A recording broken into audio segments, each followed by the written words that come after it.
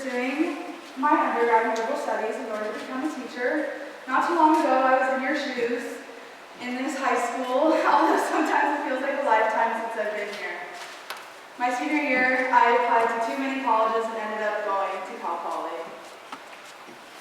Let's get this straight. I never saw myself joining a sorority in college.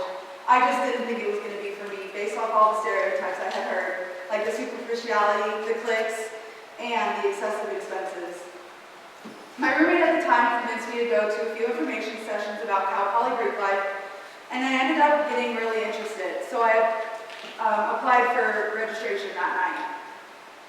Bid night, which isn't some sort of scary human auctioning event, it's just where you find out which sorority mutually selected you. I received an offer from Kappa Kappa Gamma, my #1 choice, and celebrated with all my new sisters later that night. Joining a sorority has been the best decision I've made in college. I automatically had friends, I saw familiar faces around campus, and it just helped me adjust to college and being away from home that much easier. However, I soon realized I stood out at Cal Poly, a predominantly white institution. In my classes, in the dorms, and around campus in general, I just didn't see many people that I thought would relate to me or my life. However, I chose to swallow my fears and hope that I could still give the school a fair chance. In early November of 2017, a club on campus put up what they called a free speech wall. Basically, it was this makeshift wall that provided with Sharpies that they put up on one of the lawns on campus that students frequented, and they left it up for a little over a week.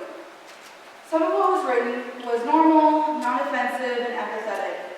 Unfortunately, an overwhelming amount of what was written was extremely hateful, especially toward minority groups.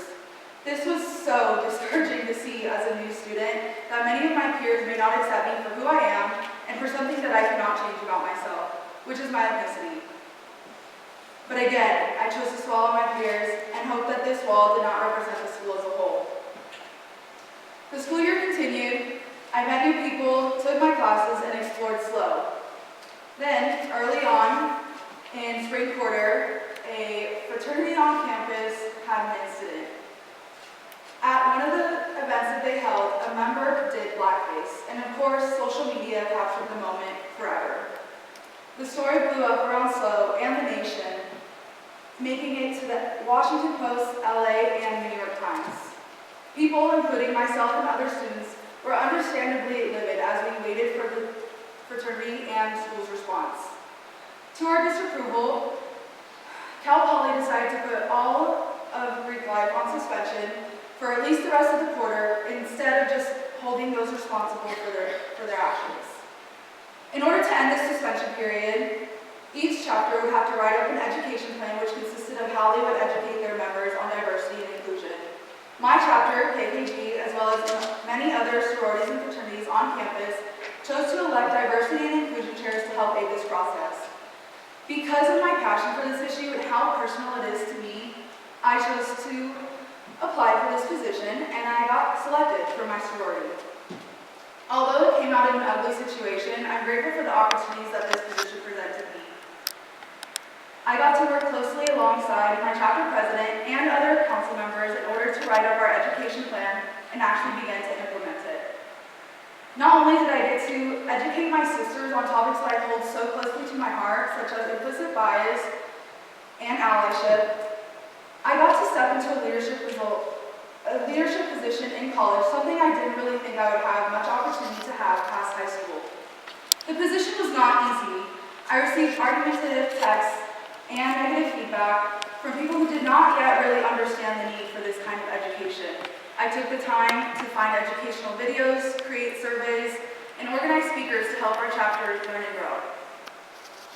Although I faced challenges in this position, I wouldn't change it for the world. The good definitely outweighed the bad. I feel more close to my chapter than I have ever before, and I'm so grateful for the people who are willing to accept my messages. During my time as diversity chair and as a general advocate for diversity, it can be extremely discouraging to see all the work that still needs to be done. But you have to keep something in mind. Any impact is an impact. Diversity translates into politics for me in many ways. The topic is generally brought up in education, Congress, media, etc. The biggest question that people usually ask is how they can increase the amount of diversity we're exposed to in our day-to-day lives, and why that's important. When people go and try to contribute to solving these issues, they often get discouraged and think what they do isn't making that much of a difference. And that's true.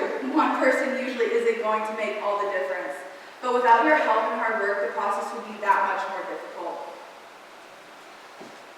It can be extremely challenging to keep on going, but you just have to persevere through the challenges, and who's to say you aren't the cherry on top of the movement? Although the situation came out of a very disheartening event, the opportunities I wouldn't trade for the world. Not only did Cal Poly instate this position, but our decision influenced Kappa's headquarters. And now, all 140 Kappa chapters across the nation will also instate this position, proving that one event can change everything. I encourage you all to find your passions, follow them, stick up for them, and you may be surprised where they can lead you. If you don't change the world, who will? Thank you very much.